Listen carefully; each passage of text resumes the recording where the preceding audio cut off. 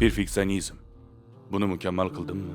Alloh bizdan kutmaydigan yukni o'z zimmamizga olamiz odatda. Biroq o'zingiz xohlagan narsalarga erishish uchun sizga kerak bo'lgan yagona narsa qo'lingizdan kelganicha harakat qilishdir. Hayotingizda ba'zi muvaffaqiyatsizliklar yoki gunohlar sizni boshlang'ich nuqtaga qaytarmaydi. Bu yomon odamsiz degani emas.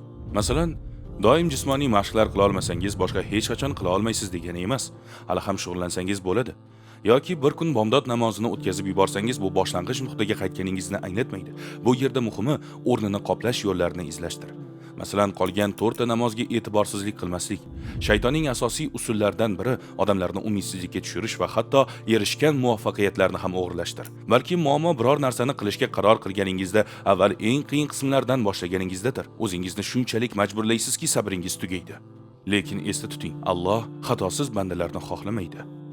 U umidsizlikka tushmaydigan bandalarni xohlaydi.